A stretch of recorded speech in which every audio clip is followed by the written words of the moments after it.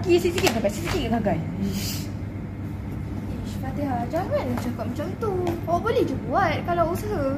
Aku dah agak dah. Setiap kali kalau aku exam je mesti gagal. Baik aku main game je daripada ni. Belajar kita ni lah. Sebenarnya efek kamu sebenarnya sedang rendah. Maksud efikasi ialah keyakinan terhadap pada diri sendiri apabila untuk melakukan sesuatu. Apabila efikasi kamu sangat rendah, kamu akan merasakan kamu tidak mampu melakukannya walaupun sebenarnya kamu boleh lakukannya, kamu boleh berjaya. Betul tu, sebab itulah motivasi awak jatuh. Awak tak percaya dengan diri sendiri. Mana taknya, kalau hasil exam je aku gagal. Memanglah aku rasa tak yakin dengan diri sendiri.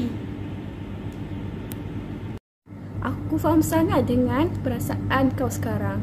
Sebenarnya, ada banyak cara untuk tingkatkan efikasi kau tu, Fatihah. Aku dah cuba study tapi macam susah je. Janganlah risau, saya dulu pun macam tu juga. Tapi lama-lama, okeylah. Setuju? Cuba kau tengok rakan kita si Ali tu. Tengok macam mana dia buat latihan setiap hari. Dan lama-lama, dia dapat cemerlang dalam subjek matematik. Itulah, bila aku dah usaha-usaha memang susah lah. Memang tak adalah semangat nak study tu. Apa, awak jangan risau. Kita orang kan ada. Kita orang boleh je tolong awak.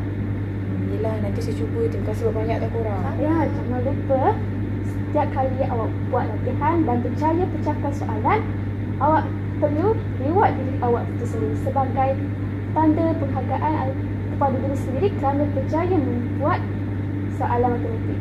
Okey, baik. Terima kasih tau. Sama-sama.